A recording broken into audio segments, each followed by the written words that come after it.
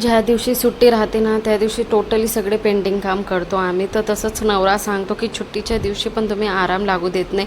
तर मी तो देवाला विनंती करतो की मला सुट्टी नकोच पाहिजे म्हणून. तर शुक्रवारी होती सुट्टी आम्हाला. तर सगळे पेंडिंग काम करायला आम्ही जात होतो बाहेर. तिथे क्रिशू आणि मी मस्तपैकी एन्जॉय करत होतो. म्हटलं चला थोडा व्हिडिओ बनवून घेते. तर फायनली आम्हाला जे काम होतं आम्ही तिथं पोचून गेलो. आणि हे आहे आमचं जामनगरचं दरबारगड.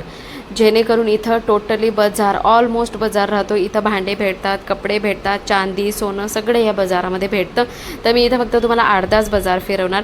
बाजारमध्ये जाताच बरोबर हे बुड्डीचे बाल, तुम्ही काय म्हणतात कमेंटमध्ये सांगा. आमच्या इथे तर बुड्डीचे बालच म्हणतात.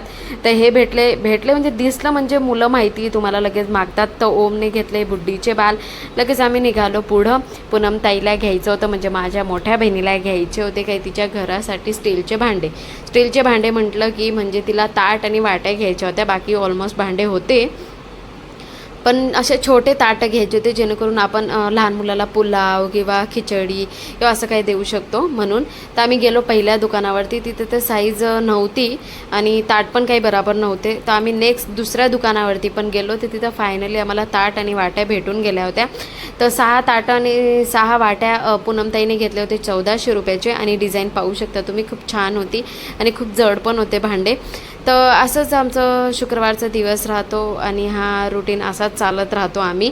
तर काही नाही, भांडे त्यांच्यावरती नाव, आपल्यामध्ये परंपरा आहे की नाव टाकायचं. आणि ताईच्या मोठ्या मुलाचं नाव होतं निखिल पाटील. तिने निखिलचं नाव टाकलं तिच्या मोठ्या मुलाचं. नंतर आम्ही क्रिशूला पॅन्टी घेतली. बाजारावरनं काही बिना घेण्याचं नाही जाऊ शकत. नंतर आम्ही फायनली रस पिला.